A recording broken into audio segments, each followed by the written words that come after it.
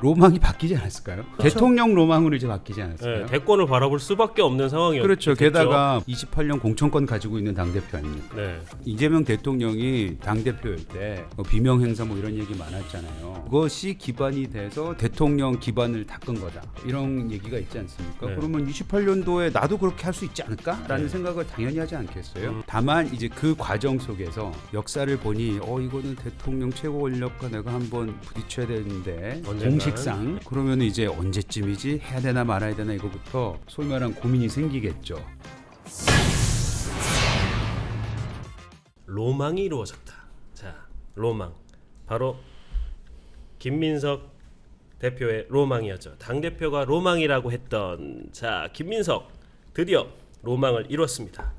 의원님, 김 의원이 이제 노무현 정부 대선 그때 이제 사실상 이제 그쪽 탈당을 하면서 18년 동안 야인 생활했단 그렇죠. 말이에요. 네네. 야인 생활하고 어쨌든 당 대표로 돌아왔어요. 이게 김민석 대표 입장에서는 당 대표라는 의미가 좀 어떨 거라고 좀 예상하세요?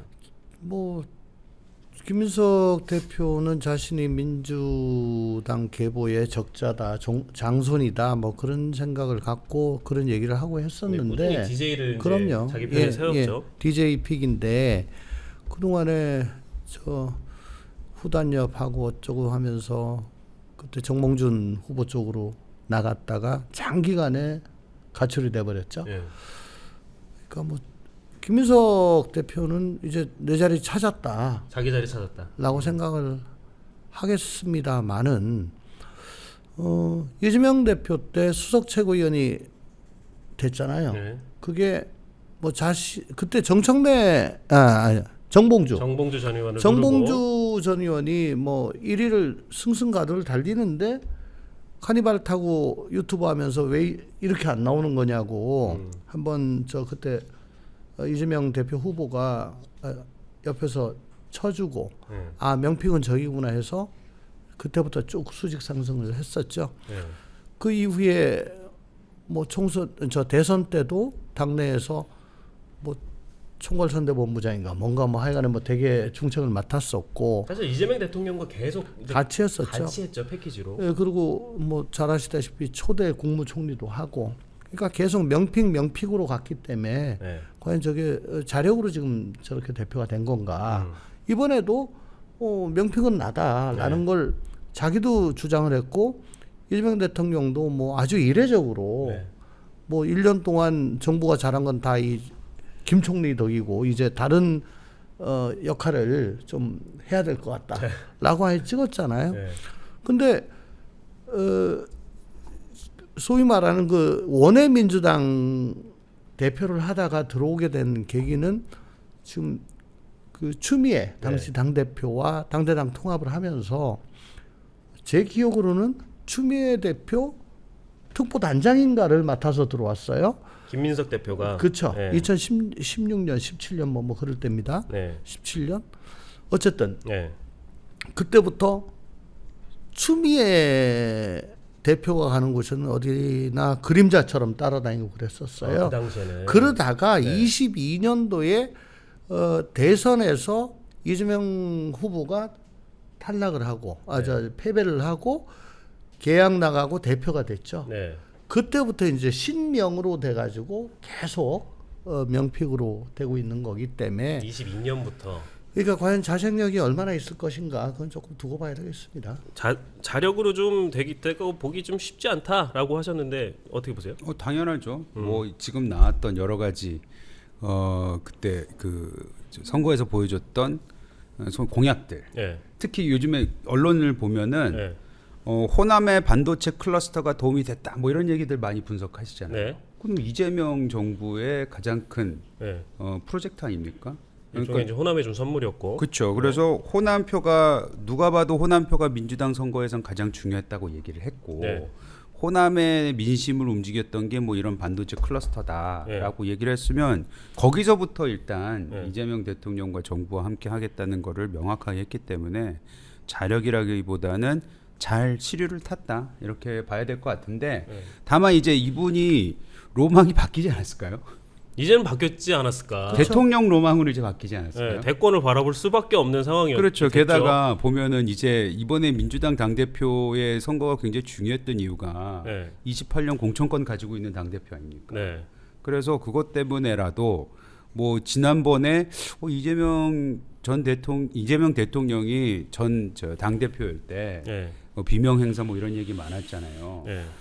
그래서 그 국민의힘이 잘 못해서 이제 민주당이 이기긴 한 건데 어쨌든 그것이 기반이 돼서 대통령 물론 탄핵도 있었지만 대통령 기반을 닦은 거다. 네. 뭐 이런 얘기가 있지 않습니까? 네. 그러면 28년도에 나도 그렇게 할 수 있지 않을까라는 네. 생각을 당연히 하지 않겠어요? 이제 다만 이제 그 과정 속에서 그 새로운 로망과 함께 이제 고민이 생기겠죠. 고민이란 건 뭐냐?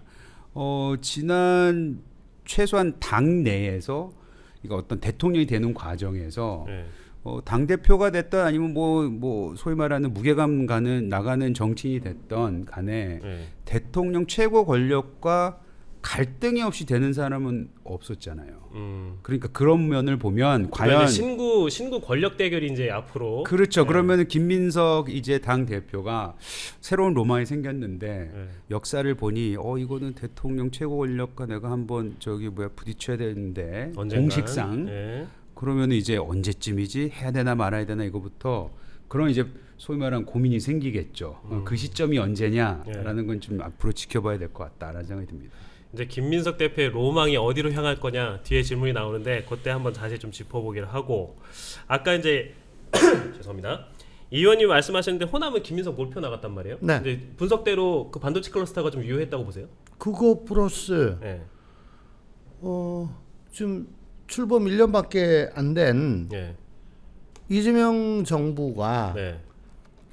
누구랑 궁합이 잘 맞겠냐. 네. 즉 그 당정 관계가 원만하게 되면서 국정도 잘 수행을 하고 네. 그래서 스테이블하게 좀 갈 수 있는 사람이 누구냐. 네. 그거까지 지금 판단을 했을 것 같고 역시 가장 큰 건 호남 반도체 클러스터 그 공약. 그러니까 호남 반도체 클러스터뿐만 아니라 그 이익 투표뿐만 아니라 네. 그 이재명 정부의 성공을 바라는 이제 호남 유권자들의 이제 당원들의 어떤 그 니즈가 반영된 결과라고 좀 봐야 되는 거예요? 그렇죠. 거기서 거의 뭐 25% 정도 차이가 났잖아요. 네네. 좀 꽤 많이 나요. 요번에 보니까 권리당원 표차가 김민석 후보가 약 6만 5천 표 더 얻었는데 네. 호남에서 6만 표를 더 얻었어요. 네. 그러니까 거의 거기서 게임이 끝난 거죠. 사실상 호남에서 예, 1인 1표제를 해버리니까 게임이 끝난 건데, 그러니까 호남 입장에서는 어쨌든 명분도 있고 실리도 없고 네. 하는 뭐 그런 차원에서 몰표를 준 거 아닌가 그렇게 생각을 합니다. 이 의원님 이제 아까 이제 신구 대결을 좀 말씀하셨잖아요. 그러면은 어쨌든 그 전에까지는 거기까지 가지 않는 선에서 보면은 결국은 이제 민주당은 이재명 주축으로 정당이 구성된 걸로 좀 이해를 해야 되는 거예요? 그렇게 보세요? 어떻게 좀 저는 분석을 해야 이번에 돼요? 선거 결과 보면서 이재명이 오히려 자리를 못 잡았다라고 생각해요. 그래요. 네, 왜냐하면 네. 일단은 뭐 정청래 전 대표가 지긴 했으나 네. 많이 나온 거예요. 그건 인정을 해줘야 돼요. 절반 가까이 나왔죠. 그 절반 가까이 나온 것이고 그렇게까지 했는데도 그렇죠. 게다가 그렇게까지 했는데도 한 번에 끝내지 못했잖아요. 네. 그러니까 과반 득표를 못 해가지고 그 소위 말하는 뭐라 그랬죠? 그 선호 투표제인가 거기까지 네. 넘어간 거 아닙니까? 자력 과반이 안 됐죠. 그렇죠. 네. 그런 의미에서는 이재명이 네. 자리를 완벽하게 잡았다라고 생각할 수 없는 것이고 오히려 최고위 그 구성을 보면은 네. 민주당 내에서도 견제 심리가 작동한 게 아닌가라고밖에 볼 수가 없는 거예요. 이제 그 이후에 뭐 새로 된 지도부가 어떻게 봉합하고 잘 지내고 허니문 기간을 어느 정도 끌고 가고 뭐 이런 거는 남아 있는 숙제이겠지만 어쨌든 이번 선거만 보면은 이재명의 완벽한 승리라고 볼 수는 없다 이렇게 생각이 듭니다. 요번에 보면은 네. 권리당원 숫자가 150몇만 뭐인데 투표율이 50% 조금 넘는 것 같아요. 네. 75번이라고 치고 네. 그 중에 한 45% 정도를 정청래가 네. 얻었어요. 정청래 후보가. 네. 그러면 35만 뭐 그 조금 덜 미치게. 네. 이제 저는 이 권리당원들이 네. 유시민 씨가 말하는 소위 A 그룹이다. 네. 강성당원들이다. 강성당원, 전통 지지층. 네. 강성당원들이 거짓 뭉쳤고 거기에 이제 다른 분들이 조금 더 와서 이 뭐 45%라는 숫자가 나온 거 아닌가라고 네. 생각이 되고 대의원 투표는 66대 33 정확하게 2대1 비율입니다. 네. 이게 이제 현재 민주당의 그 조직 네. 기반은 2대1로 돼 있으나 권리당원 등 당원들은 전혀 흐트러지지 않고 모여서 스크럼을 짜고 있다. 그럼 김민석 대표는 어디에 포인트를 둬야 돼요? 김민석 대표는 어쨌든 네. 지금 그러니까 이 45%를 끌어안아야 되잖아요, 어쨌든. 그러니까 가장 중요한 거는 지명직 최고위원 2명을 할 수 있잖아요. 네. 이걸 누구로 할 것인가? 아. 혹시 뭐 지금 한간의 의구심처럼 김용훈 꼭 뭐 끌어안고 가야 되는 사람이다라고 얘기를 했으니까 네. 김용을 지명직으로 하는 거 아니야? 라는 말도 있어요. 네. 왜냐하면 대통령 분신이라고 그러니까. 네. 뭐 그런 식으로 지명직 인선을 했다가는 아마 그 잘 봉합이 안 될 겁니다. 김용 만약에 후보니까 전 후보를 지명직 최고로 하면 45 돌아서는 거 아니에요? 그렇죠. 그러니까 인사를 잘해야 되고요. 네. 그 다음에 중요한 게 이제 정말 공소 취소에 대해서 네. 곧 이제 답안을 내야 될 것 같은데 네. 후보 때는 어쨌든 강성 당원들한테도 자기가 소구를 하려고 네. 조작 기소는 공소 취소가 정답이고 네. 그걸 재판 통해 가지고 뭐 해결하라라고 하는 건 야만이다. 네. 라고까지 얘기를 했던 걸로 기억을 네. 해요. 만약 그런 식으로 계속 간다면 그 유시민 작가가 네. 이거는 굉장히 경계를 했던 부분이잖아요. 그렇죠. 그러니까 강성 당원들이 여기에 또 그렇게 흔쾌히 동의는 안 해줄 겁니다. 음. 그러니까 그런 포인트들이 몇 군데가 있을 것 같아요. 정 후보 얘기를 정 의원 얘기를 좀 해볼까요? 정 의원은 어쨌든 일단 떨어지긴 했지만 이제 의원님 말대로 45% 지지를 얻었단 말이에요. 몸집 키운 건 맞죠? 대선 주자급으로. 그럼요. 게다가 이게 제가 비유를 하자면 네. 예전에 황교안 대표 했을 때 네. 그때 이제 오세훈 당시 그 당대표 그 경쟁이 있었어요. 네. 그래서 당원들은 황교안 대표 후보가 다 이제 거의 60-70%를 가져갔었습니다. 네. 과반을 가져갔는데 일반 여론조사에서 오세훈 그 당시 네. 당대표 후보가 네. 이겼어요. 네. 그때 그것이 발판이 돼서 네. 21년도 재보궐 선거에서 나와도 되겠다라는 데 하나의 근거가 됐어요. 그러니까 민심을 바라봐야 되는 큰 틀의 선거가 있으면은 네. 정청래 전 대표 같은 경우에는 이제 근간이 남아 있는 거예요. 그래서 그거를 발판 삼아서 게다가 권리당원들한테 인기가 없는 게 아니에요. 네. 그러니까 그걸 확인했기 때문에 정치적 자산으로서는 남아 있을 것이다. 그리고 게다가 이게 저희가 뭐 정치는 생문이다 뭐 이런 얘기를 항상 하는데 하물며 18년 동안 사라졌던 사람도 돌아와서 당 대표가 되는 이 마당에 네. 이렇게까지 당원들의 지지를 확인한 사람이 어디 사라지겠습니까? 제가 봤을 땐 당이 혹여라도 흔들리거나 다음에 이제 몇 가지 이제 아까 말씀하신 조홍천 의원님도 말씀하셨던 뭐 포인트들이 있는데 공소 취소 뭐 이런 거, 뭐 개헌 또 떴잖아요. 네. 개헌 이런 거. 그다음에 28년도 공천. 네. 그래서 민주당이 지금 그 김민석 대표가 대표는 돼서 뭐 로망을 이루어서 좋긴 한데 그것도 이제 첫날은 그렇지만 네. 다음 날부터 이제 넘어야 될 어마어마한 산들이 켜켜이 좀 쌓여 있거든요. 안 그래도 양홍직님이 이랬네요. 김민석 통합 개헌 이런 것도 중요한데 민생 먼저 챙겨라. 그렇죠. 아주 집권해서 아주 굶어 죽겠다 이런 순서를 게다가 좀 부동산 얘기 날려주셨네요. 지금 굉장히 큰 이슈 아닙니까? 네. 세제 개편 이런 등등의 지금 풀어야 될 숙제들이 굉장히 많고 이게 이념적으로 또 굉장히 이념 때문에 잘못된 정책들이 나와 있기 때문에 이거를 민심과 이념과 여기서 난 어떻게 해야 되지? 이런 것들을 고민하다 보면은 그 기회가 정청래 후보한테 다시 생길 수가 있을 것 같아요. 이게 최고위원 선거 상황 보면은 자 최고위원은 최민희, 박선원, 서미화, 이성윤, 한민순. 그러니까 친청 셋에 친명 둘이 됐단 말이에요. 맞죠? 수석도 최민희가 됐어요. 최민희 의원이 됐어요. 의원님 어떻게 보세요? 봉숭아학당 될까요? 아니면 좀 같이 이렇게 좀 다시 합치가 될까요? 첫날부터 봉숭아학당 되지는 않을 거예요. 네. 근데 다만 그 개표 결과 다 나오고 당선자까지 발표되고 난 다음에 단상에 올라가지고 같이 손잡고 인사를 하는데 애매한 최민희 당선자가 네. 1등이란 말입니다. 네. 그러면 좀 가운데 쪽으로 네네네네. 와 있을 것 같은데 제일 오른쪽 네. 끝에 서서 맞아요. 그것도 하필이면 박선원 의원 옆에 서서 손 안 잡았죠, 둘이. 손도 안 잡고 네.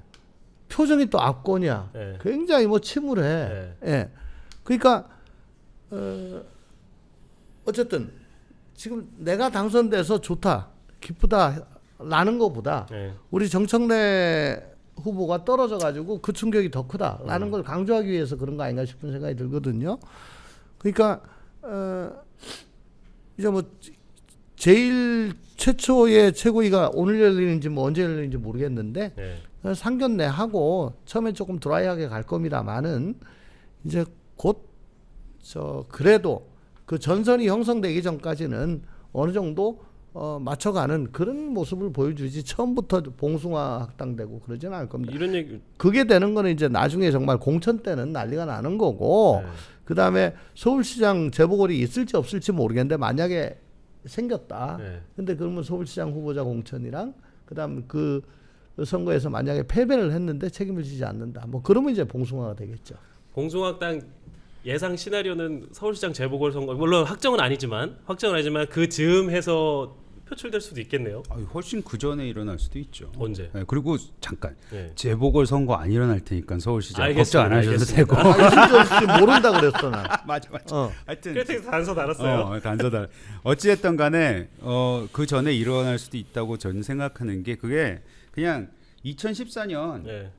국민 당시 새누리당 보면 돼요. 그렇죠. 네, 그 당시 이제 김무성 대표하고 서청원 전 네. 대표의 그 치열한 경선은 진짜 재밌었어요. 네. 그 선거 자체는. 근데 그 이후에 재밌다는 게 뭐예요? 그러니까 그 치열함과 치열함. 그 치열함과 당시에 솔직히 굉장히 그 당시만 해도 뭐 원로 정치, 뭐 오래된 정치, 낭만 정치 뭐 이런 네. 시대를 좀 겪은 분들이잖아요. 네. 그래서 치열했고 재미있었고 저도 그 당시에 느끼는 게 정당 선거라는 건 이런 거구나라고 느낄 정도로 열기가 뜨거웠었는데 그 열기만큼 네. 이후에 한 일주일 정도 허니문이 있었나? 그 다음부터는 그 열기가 식혀지지 않더라고요. 그게 여러 가지 측면에서 나오긴 하는데 당시 이제 물론 지금은 틀리긴 합니다. 왜냐하면 그때는 박근혜 대통령이 원했던 사람이 당 대표가 안 됐으니까. 그렇죠. 지금은 이재명 대통령이 원하는 사람이 당 대표가 되긴 했어요. 네. 근데 문제는 어디서 터져났냐? 최고위 회의에서 터져난 거거든요. 네. 그러니까 이것을 김민석 대표가 잘 이끌고 나가느냐 마냐. 네. 최소한 최민희 지금 수석 최고위원은 내가 돼서 너무 감사한데 이거는 정청래 대표가 나한테 표를 나눠줘서 됐다라고 그러는 얘기를 했죠. 수락연설에서 한 거 아닙니까? 이해창 정신으로 정청래와 함께 민주당을 지키겠다라고 그러니까 했어요. 이거는 김민석 대표한테 한 얘기가 아니고 나는 아직까지 나한테 내 마음의 대표는 정청래야 이렇게 그러면 얘기를 한 조국혁신당 거거든요. 통합과정 논의 과정에서 이게 좀 불거질 수도 있겠네요. 그 전이라고 하면. 그까지 가겠습니까? 지금 당장에 현안들이 많은데 그렇죠. 딴지일보 게시판 같은 데를 들어가 보시면 네. 어저께 결과 나오고 난 다음에 네. 정청래 의원이 떨어진 거에 대해서 이제 굉장히 좀 낙심을 많이 하고 그렇지만은 어쨌든 뭐 대통령도 밀고 당 조직도 밀고 언론도 밀고 저렇게 밀었는데 그래도 40몇 %까지 나온 건 진짜 선전한 거다. 젖잘싸. 예. 네. 그리고 저 최고위원 결과에 대해서는 굉장히 만족을 표합니다. 그러면서 아직도 우리가 이 당 안에서 진 게 아니다. 탈당하지 말자. 탈당 안 할 겁니다. 여러분들 남아가지고 끝까지 싸웁시다. 뭐 이런 것들이 굉장히 많았어요. 어제 제목만 대충 훑어보니까. 네. 지금 최민희 최고위원이나 지금 친명계 3명들은 아마 친청계. 그 친청 커뮤니티의 여론에 굉장히 민감할 겁니다. 네. 그래서 거기서 야 이게 뭐냐, 네. 왜 더 안 싸우냐, 네. 그러면 거기에 반응을 할 거예요. 네. 그렇지만 너무 나가서는 또 안 되니까 네. 거기에 일단 반응을 하면서 여론의 동향도 지켜보는 그런 쪽으로 뭐 좀 가지 않을까 싶어요. 청와대는 일단 아휴 하고 한숨 쓸어 내렸겠죠. 그렇죠. 지금 뭐 너무나도 다행이라고 생각하지 않겠어요. 예, 지금은 하지만 그것마저도 제가 봤을 때는 말씀드렸지만 허니문 기간이 있을 겁니다. 반드시 있어요. 이건 없을 수가 없어요. 그게 일주일이냐 한 달이냐 석 달이냐 뭐 요거 게임이지.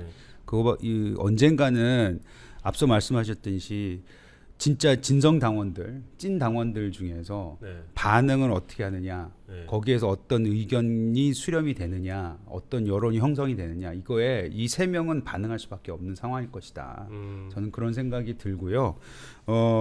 청와대도 이제 뭐 몇 가지를 하겠죠. 사실은 뭐 일단 뭐 개각부터 하지 않겠어요?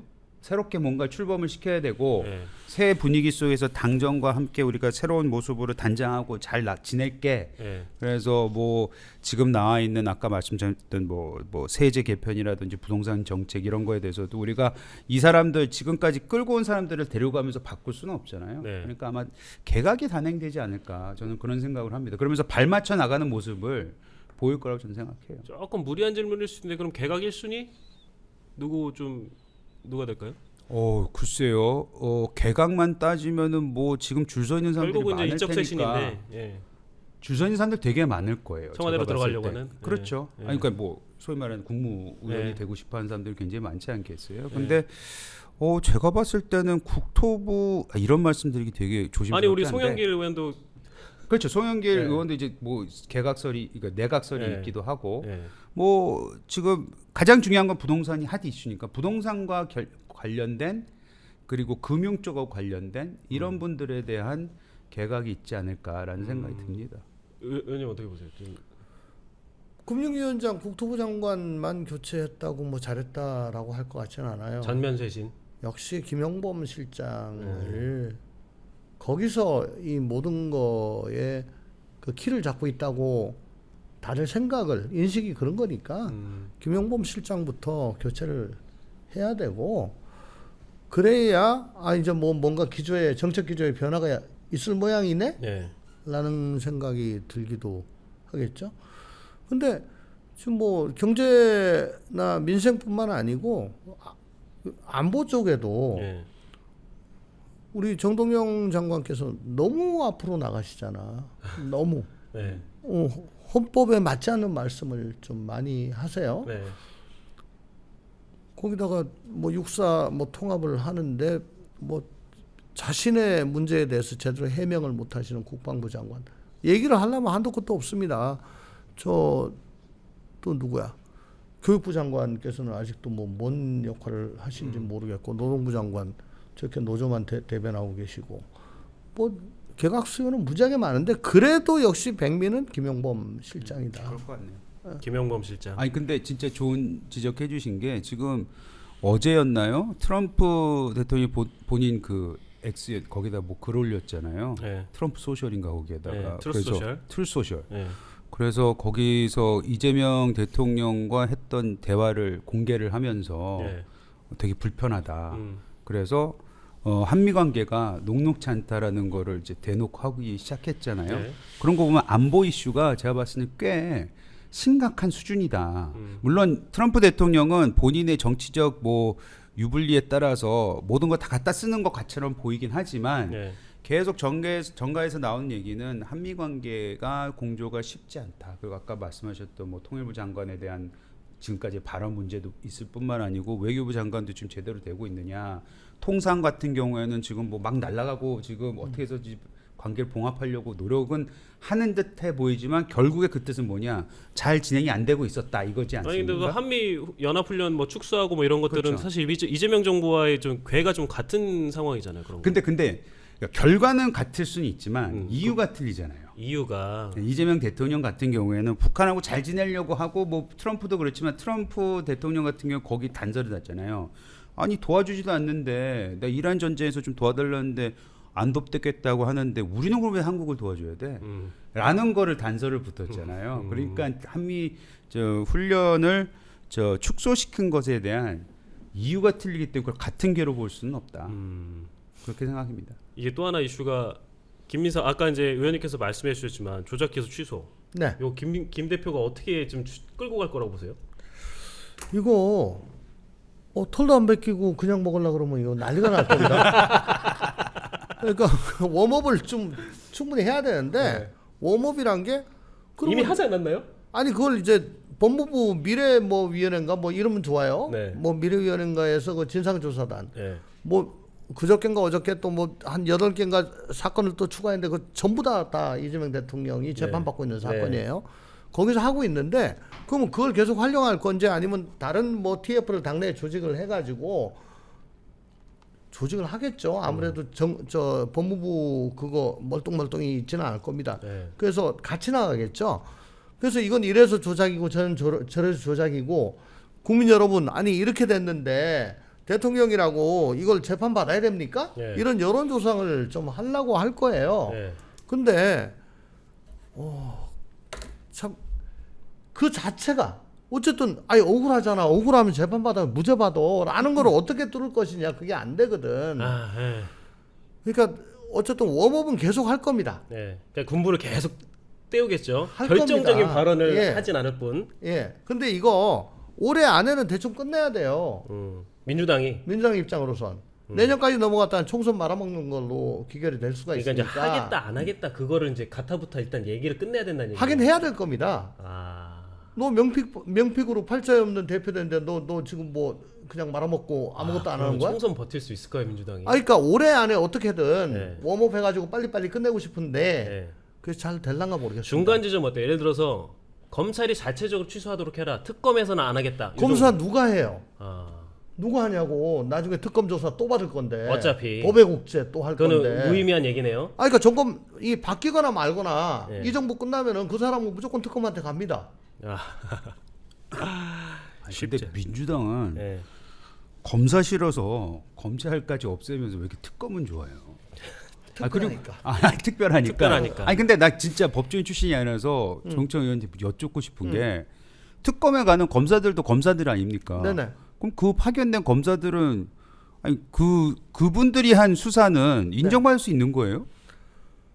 일단 저 어쨌든 아직은 수사권이 있죠. 10월 네. 4일인가 그때까지. 그러니까 그 이후에도 있을 거 아니에요? 그 전에는 그 이후에는 안 되죠. 안 되죠. 그 따로 법을 만들어야 돼요. 그러니까. 여기 페르맨님 이렇게 올려주셨네요.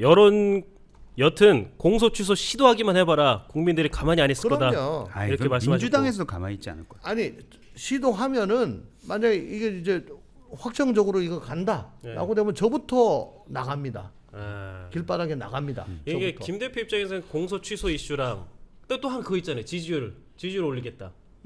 이거 가능할 거라고 보세요? 아, 그러니까 부동산 공소 취소 이런 게 이제 다 지지를 깎아 먹는 건데. 난제잖아요, 사실. 어쨌거나 명픽으로 된 이유 중에 하나가 이런 것도 스무스하게 잘하는 거잖아요. 네. 그러니까 첩첩산중이라는 말씀이 그런 거예요. 독배 마신 거 아니에요, 김 대표? 독배죠. 지금 이미 벌써 오늘 아침도 뭐 몇몇 라디오에서 네. 아니면 TV에서 나온 패널들의 얘기를 들어보면 네. 뭐 이재명 픽으로 된 거는 맞고 김민석 당대표가 된 건 맞는데 네. 이젠 첩첩산중이다. 독배를 마셨다. 이런 그게 많이 나오긴 하더라고요. 그러니까 정청래 후보가 되면 빨리 망하고 김민석 후보가 되면 천천히 망한다는 말이 옛날부터 얼마 전부터 있었잖아요. 네. 저는 개인적으로 정청래 후보가 되기를 원했습니다. 네. 왜? 일단 대통령의 리더십에 큰 손상이 데미지가 가는 거죠. 네. 그리고 사사건건 발목을 잡을 것 같은 느낌이 드니까 아니 나 시작한 지 1년도 안 됐는데 1년밖에 안 됐는데 이건 뭐야. 저 따위 집권 여당을 두고 내가 국정을 할 수는 없다라고 해서 과거 열린 우리당 모델처럼 네. 분당이 될 것이 가능성이 높다. 네. 분당이 되면은 일단 3당 체제가 되고 네. 그러면 저 지리멸렬한 국힘도 네. 눈치만 보고 있는 그 웰빙들도 네. 저쪽 나눠줬으니까 우리도 좀 나눠줘도 되겠네. 사당- 그러면 4개가 된다. 네. 4개가 되면은 어쨌든 그 스펙트럼이 넓어지잖아요. 네, 네. 옥석을 가릴 수가 있게 되고 네. 그러면은 훨씬 더 지금 장동혁과 한동훈 한동훈 말고 친한계가 한 당에 있는 게 지금 말이 됩니까 지금 저게? 쉽진 않죠. 저 나눠야지. 네. 그렇잖아요. 그러니까 4개 당 정도로 되면은 국민들의 선택지가 더 넓어질 것이고 지금 양당의 이 적대적 공생관계도 어느 정도 종식되지 않겠냐. 제가 원하는 건 다당제니까. 그걸 원했었는데 그게 아니고 정청래가 안 되고 김민석이 되면은 이제 어떻게든 맞춰보려고 하는데 그게 안 맞지. 응? 그래서 십자 드라이브를 들고 일자 나사를 돌리는 거하고 비슷하게 돼서 빠가게 나올 거야 이게 계속. 그러니까 천천히 망한다. 김민석 대표가 자 앞으로 당을 어떻게 이끌어 갈지 조금 더 지켜보기로 하고 이제 시작이니까 하지만 쉽진 않은 허들이 앞에 놓여 있습니다.